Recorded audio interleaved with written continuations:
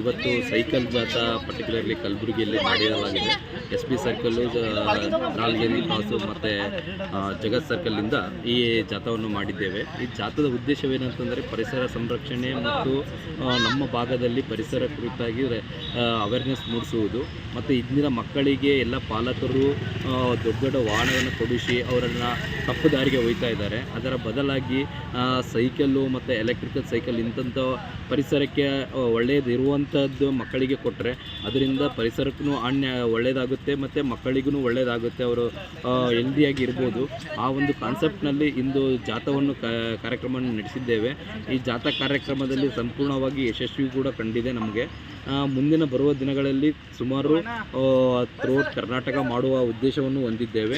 ಈಗಾಗಲೇ ನಮ್ಮ ಇಮಲೇಜ್ ಕಂಪನಿ ಕೂಡ ಇಲ್ಲೇ ಎಲೆಕ್ಟ್ರಿಕಲ್ ಸೈಕಲ್ ಮ್ಯಾನುಫ್ಯಾಕ್ಚರ್ ಮಾಡುವುದು ಫ್ಯಾಕ್ಟ್ರಿ ಕೂಡ ಕಾರ್ಖಾನೆ ಕೂಡ ಈ ಕಲಬುರಗಿ ಇಂಡಸ್ಟ್ರಿಯಲ್ ಏರಿಯಾದಲ್ಲಿ ಪ್ರಾರಂಭ ಮಾಡಿದ್ದೇವೆ. ಇನ್ನೂ ಒಂದೂವರೆ ತಿಂಗಳಲ್ಲಿ ಈ ನಮ್ಮ ಪ್ರಾಜೆಕ್ಟ್ ಕೂಡ ಕಂಪ್ಲೀಟ್ ಆಗುತ್ತೆ. ನಮ್ಮ ವಾಹನ ಕೂಡ ರೋಡಿಗೆ ಬರಲು ಸಿದ್ಧವಾಗಿದೆ.